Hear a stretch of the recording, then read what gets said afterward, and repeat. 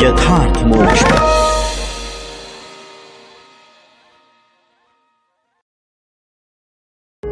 यथार्थ मोक्ष प्रस्तुत कर रहा है अतुल्य संपूर्ण महाभारत। श्री महाभारतम राजसूय पर्व 33वां अध्याय। युधिष्ठिर के शासन की विशेषता। श्री कृष्ण की आज्ञा से युधिष्ठिर का राजसूय यज्ञ की दीक्षा लेना तथा राजाओं, ब्राह्मणों एवं सगे संबंधियों को बुलाने के लिए निमंत्रण भेजना। वैशंपायन जी कहते हैं, गुरुनंदन, इस प्रकार सारी पृथ्वी को जीतकर अपने धर्म के अनुसार बर्ताव करते हुए पांचों भाई पांडव इस भूमंडल का शासन करने लगे। भीमसेन आदि चारों भाइयों के साथ राजा युधिष्ठिर संपूर्ण प्रजा पर अनुग्रह करते हुए सब वर्ण के लोगों को संतुष्ट रखते थे। युधिष्ठिर किसी का भी विरोध न करके सबके हित साधन में लगे रहते थे। सबको तृप्त एवं प्रसन्न किया जाए, खजाना खोलकर सबको खुले हाथ दान दिया जाए, किसी पर बल प्रयोग न किया जाए। धर्म, तुम धन्य हो इत्यादि बातों के सिवा युधिष्ठिर के मुख से और कुछ नहीं सुनाई पड़ता था। उनके ऐसे बर्ताव के कारण सारा जगत उनके प्रति वैसा ही अनुराग रखने लगा जैसे पुत्र पिता के प्रति अनुरक्त होता है। राजा युधिष्ठिर से द्वेष रखने वाला कोई नहीं था, इसीलिए वे अजात शत्रु कहलाते थे। धर्मराज युधिष्ठिर प्रजा की रक्षा, सत्य का पालन और शत्रुओं का संहार करते थे। उनके इन कार्यों से निश्चिंत एवं उत्साहित होकर प्रजा वर्ग के सब लोग अपने अपने वर्णाश्रमोचित कर्मों के पालन में संलग्न रहते थे। न्यायपूर्वक कर लेने और धर्मपूर्वक शासन करने से उनके राज्य में मेघ इच्छानुसार वर्षा करते थे। इस प्रकार युधिष्ठिर का संपूर्ण जनपद धन धान्य से संपन्न हो गया था। गोरक्षा, खेती और व्यापार आदि सभी कार्य अच्छे ढंग से होने लगे। विशेषतः राजा की सुव्यवस्था से ही यह सब कुछ उत्तम रूप से संपन्न होता था। राजन, औरों की तो बात ही क्या है, चोरों, ठगों, राजा अथवा राजा के विश्वास पात्र व्यक्तियों के मुख से भी वहां कोई झूठी बात नहीं सुनी जाती थी। केवल प्रजा के साथ ही नहीं, आपस में भी लोग झूठ कपट का बर्ताव नहीं करते थे। धर्मपरायण युधिष्ठिर के शासन काल में अनावृष्टि, अतिवृष्टि, रोग व्याधि तथा आग लगने आदि उपद्रवों का नाम भी नहीं था। राजा लोग उनके यहाँ स्वाभाविक भेंट देने अथवा उनका कोई प्रिय कार्य करने के लिए ही आते थे, युद्ध आदि दूसरे किसी काम से नहीं। धर्मपूर्वक प्राप्त होने वाले धन की आय से उनका महान धन भंडार इतना बढ़ गया था कि सैकड़ों वर्षों तक खुले हाथ लुटाने पर भी उसे समाप्त नहीं किया जा सकता था। कुंती नंदन राजा युधिष्ठिर ने अपने अन्न वस्त्र के भंडार तथा खजाने का परिमाण जानकर यज्ञ करने का ही निश्चय किया। उनके जितने हितैषी सुहृद थे वे सभी अलग अलग और एक साथ यही कहने लगे, प्रभु, यह आपके यज्ञ करने का उपयुक्त समय है, अतः अब उसका आरंभ कीजिए। वे सुहृद इस तरह की बातें कर ही रहे थे कि उसी समय भगवान श्री हरि आ पहुंचे। वे पुराण पुरुष, नारायण ऋषि, वेदात्मा एवं विज्ञानी जनों के लिए भी अगम्य परमेश्वर हैं। वे ही स्थावर जंगम प्राणियों के उत्तम उत्पत्ति स्थान और लय के अधिष्ठान हैं। भूत, वर्तमान और भविष्य तीनों कालों के नियंता हैं। वे ही केशी दैत्य को मारने वाले केशव हैं।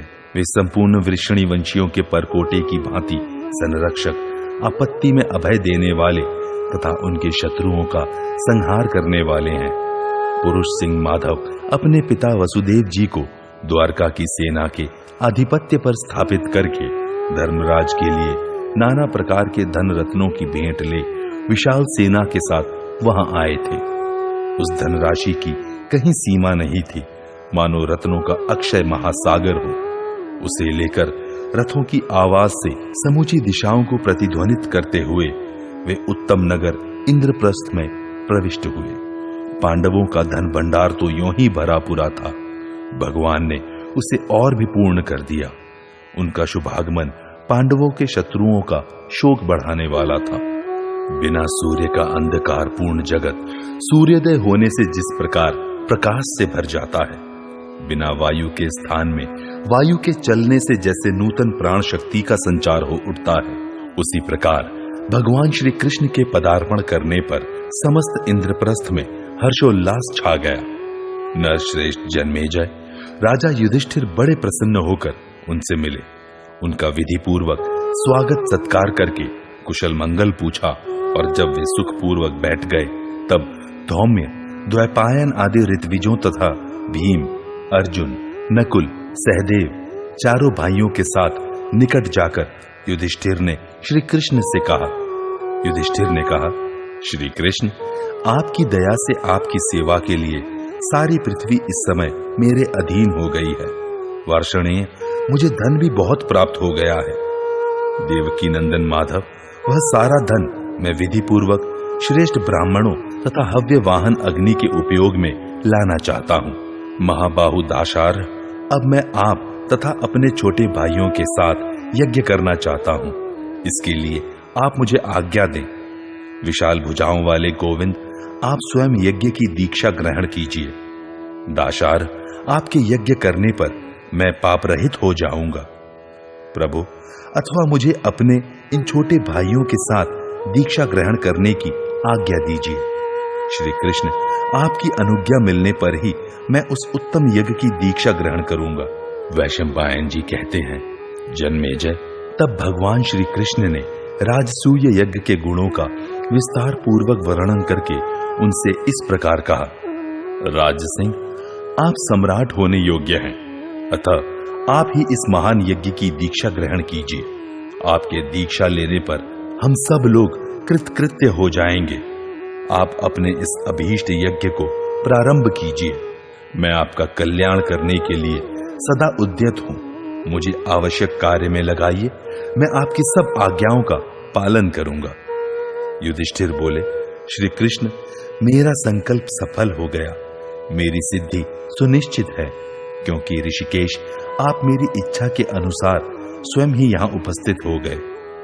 वैशंपायन जी कहते हैं, जन्मेजय, भगवान श्री कृष्ण से आज्ञा लेकर भाइयों सहित पांडुनंदन युधिष्ठिर ने राजसूय यज्ञ करने के लिए साधन जुटाना आरंभ किया। उस समय शत्रुओं का संहार करने वाले पांडु कुमार ने योद्धाओं में श्रेष्ठ सहदेव तथा संपूर्ण मंत्रियों को आज्ञा दी। इस यज्ञ के लिए ब्राह्मणों के बताए अनुसार यज्ञ के अंगभूत सामान, आवश्यक उपकरण, सब प्रकार की मांगलिक वस्तुएं तथा धौम्य जी की बताई हुई यज्ञ उपयोगी सामग्री, इन सभी वस्तुओं को क्रमशः जैसे मिले वैसे शीघ्र ही अपने सेवक जाकर ले आए। इंद्रसेन, विशोक और अर्जुन का सारथी पुरु, ये मेरा प्रिय करने की इच्छा से अन्न आदि के संग्रह के काम पर जुट जाएं। कुरुश्रेष्ठ, जिनको खाने की प्राय सभी इच्छा करते हैं, वे रस और गंध से युक्त भांति भांति के मिष्टान आदि तैयार कराए जाएं, जो ब्राह्मणों को उनकी इच्छा के अनुसार प्रीति प्रदान करने वाले हों। धर्मराज युधिष्ठिर की यह बात समाप्त होते ही योद्धाओं में श्रेष्ठ सहदेव ने उनसे निवेदन किया, यह सब व्यवस्था हो चुकी है। राजन, तदनंतर द्वैपायन व्यास जी बहुत से ऋत्विजों को ले आए। वे महाभाग ब्राह्मण मानो साक्षात मूर्तिमान वेद ही थे। स्वयं सत्यवती नंदन व्यास ने उस यज्ञ में ब्रह्मा का काम संभाला। धनंजय गोत्रीय ब्राह्मणों में श्रेष्ठ सुसामा सामगान करने वाले हुए और ब्रह्मनिष्ठ याज्ञवल्क्य उस यज्ञ के श्रेष्ठतम अध्वर्यु थे। वसुपुत्र पैल धौम्य मुनि के साथ होता बने थे। भरत श्रेष्ठ, इनके पुत्र और शिष्य वर्ग के लोग, जो सब के सब वेद वेदांगों के पारंगत विद्वान थे, होताग्र हुए। उन सब ने पुण्याह वाचन कराकर उस विधि का उहन कराकर शास्त्रोक्त विधि से उस महान यज्ञ स्थान का पूजन कराया। उस स्थान पर राजा की आज्ञा से शिल्पियों ने देव मंदिरों के समान विशाल एवं सुगंधित भवन बनाए। तदनंतर राज शिरोमणि नरश्रेष्ठ धर्मराज युधिष्ठिर ने तुरंत ही मंत्री सहदेव को आज्ञा दी, सब राजाओं तथा ब्राह्मणों को आमंत्रित करने के लिए तुरंत ही शीघ्रगामी दूत भेजो। राजा की यह बात सुनकर सहदेव ने दूतों को भेजा और कहा, तुम लोग सभी राज्य में घूम घूम कर वहां के राजाओं, ब्राह्मणों, वैश्यों तथा सब माननीय शूद्रों को निमंत्रित कर दो और बुला ले आओ।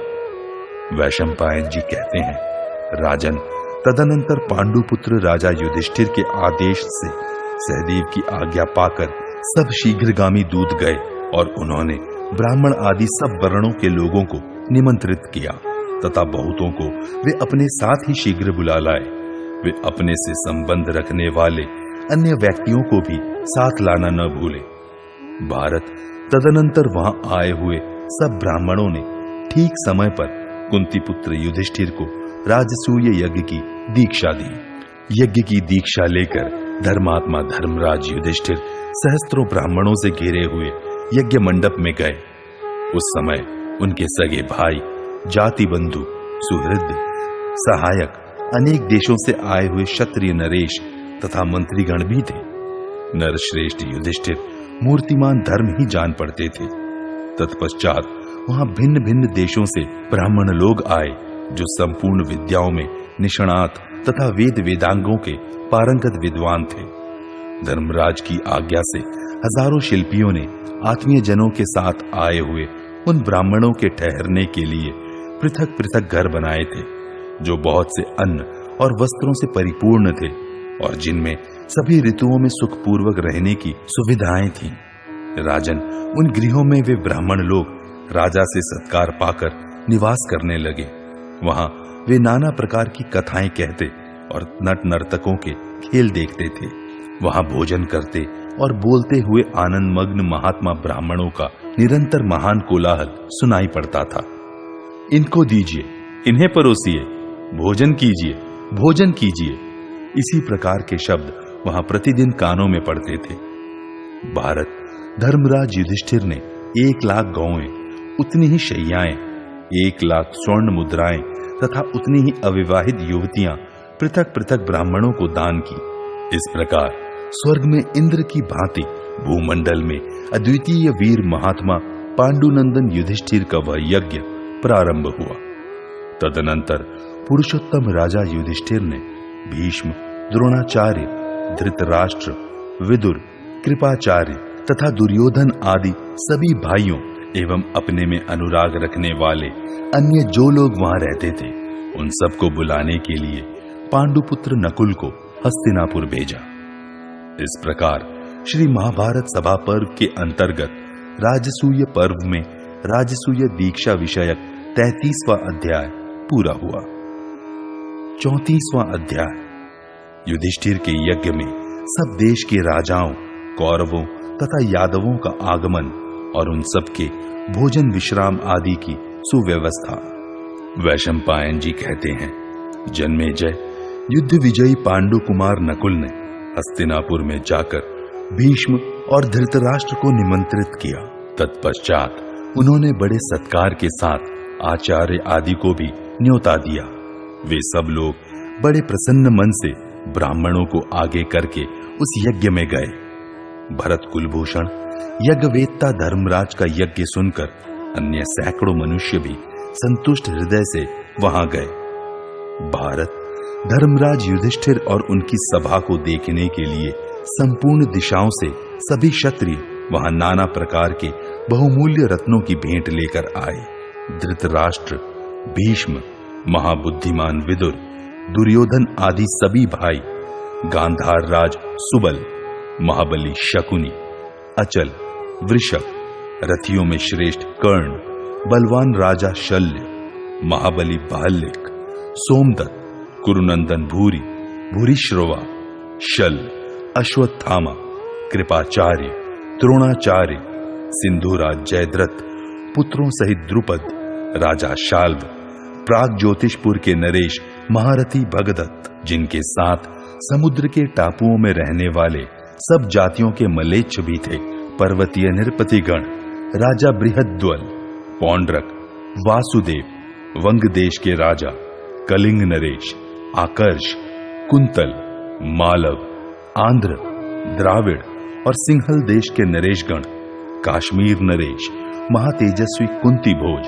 राजा गौरवाहन, बाहल्य, दूसरे शूर नृपतिगण, अपने दोनों पुत्रों के साथ विराट, महाबली, मावेल्य तथा नाना जनपदों के शासक राजा एवं राजकुमार उस यज्ञ में पधारे थे। भारत पांडुनंदन युधिष्ठिर के उस यज्ञ में रणदुर्मद महापराक्रमी राजा शिशुपाल भी अपने पुत्र के साथ आया था। इसके सिवा बलराम, अनिरुद्ध, कंक, सारण, गद, प्रद्युम्न, सांब, पराक्रमी चारुदेशन, उल्मुख, निषट, वीर अंगावह तथा अन्य सभी वृषणीवंशी महारथी उस यज्ञ में आए थे। ये तथा दूसरे भी बहुत से मध्य देशीय नरेश पांडुनंदन युधिष्ठिर के राज्यसीयु महायज्ञ में सम्मिलित हुए थे।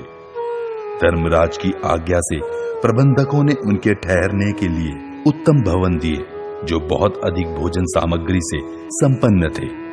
राजन, उन घरों के भीतर स्नान करने के लिए बावलियां बनी थी और वे भांति भांति के वृक्षों से भी सुशोभित थे। धर्मपुत्र युधिष्ठिर उन सभी महात्मा नरेशों का स्वागत सत्कार करते थे। उनसे सम्मानित हो उन्हीं के बताए हुए विभिन्न भवनों में जाकर राजा लोग ठहरते थे। वे सभी भवन कैलाश शिखर के समान ऊंचे और भव्य थे। नाना प्रकार के द्रव्यों से विभूषित एवं मनोहर थे। वे भव्य भवन सब ओर से सुंदर, सफेद और ऊंचे परकोटों द्वारा घिरे हुए थे। उनमें सोने की झालरें लगी थी। उनके आंगन के फर्श में मणि एवं रत्न जड़े हुए थे। उनमें सुखपूर्वक ऊपर चढ़ने के लिए सीढ़ियां बनी हुई थी। उन महलों के भीतर बहुमूल्य एवं बड़े बड़े आसन तथा अन्य आवश्यक सामान थे। उन घरों को मालाओं से सजाया गया था। उनमें उत्तम अगुरु की सुगंध व्याप्त हो रही थी। वे सभी अतिथि भवन हंस और चंद्रमा के समान सफेद थे। एक योजन दूर से ही वे अच्छी तरह दिखाई देने लगते थे। उनमें स्थान की संकीर्णता या तंगी नहीं थी। सबके दरवाजे बराबर थे। वे सभी गृह विभिन्न गुणों से युक्त थे। उनकी दीवारें अनेक प्रकार की धातुओं से चित्रित थी तथा वे हिमालय के शिखरों की भांति सुशोभित हो रहे थे। वहां विश्राम करने के अनंतर वे भूमिपाल बहुत दक्षिणा देने वाले एवं बहुतेरे सदस्यों से घिरे हुए धर्मराज युधिष्ठिर से मिले। जन्मेजय उस समय राजाओं, ब्राह्मणों तथा महर्षियों से भरा हुआ वह यज्ञ मंडप देवताओं से भरे पूरे स्वर्गलोक के समान शोभा पा रहा था। इस प्रकार श्री महाभारत सभा पर्व के अंतर्गत राजसूय पर्व में निमंत्रित राजाओं का आगमन विषयक 34वां अध्याय पूरा हुआ। 35वां अध्याय राजसूय यज्ञ का वर्णन।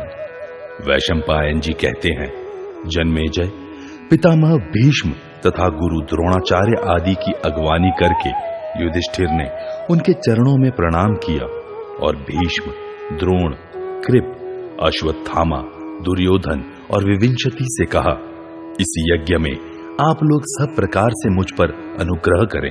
यहाँ मेरा जो यह महान धन है उसे आप लोग मेरी प्रार्थना मानकर इच्छानुसार सत्कर्मों में लगाइए। यज्ञ दीक्षित युधिष्ठिर ने ऐसा कहकर उन सबको यथा योग्य अधिकारों में लगाया। भक्ष्य भोज्य आदि सामग्री की देखरेख तथा उसके बांटने परोसने की व्यवस्था का अधिकार दुशासन को दिया। ब्राह्मणों के स्वागत सत्कार का भार उन्होंने अश्वत्थामा को सौंप दिया। राजाओं की सेवा और सत्कार के लिए धर्मराज ने संजय को नियुक्त किया। कौन काम हुआ और कौन नहीं हुआ इसकी देखरेख का काम महाबुद्धिमान भीष्म और द्रोणाचार्य को मिला। उत्तम वर्ण के स्वर्ण तथा रत्नों को परखने, रखने और दक्षिणा देने के कार्य में राजा ने कृपाचार्य की नियुक्ति की। इसी प्रकार दूसरे दूसरे श्रेष्ठ पुरुषों को यथा योग्य भिन्न भिन्न कार्यों में लगाया। नकुल के द्वारा सम्मान पूर्वक बुलाकर लाए हुए बाल्लिक, धृतराष्ट्र, सोमदत्त और जयद्रथ वहां घर के मालिक की तरह सुखपूर्वक रहने और इच्छानुसार विचरने लगे। संपूर्ण धर्मों के ज्ञाता विदुर जी धन को व्यय करने के कार्य में नियुक्त किए गए थे तथा राजा दुर्योधन कर देने वाले राजाओं से सब प्रकार की भेंट स्वीकार करने और व्यवस्था पूर्वक रखने का काम संभाल रहे थे।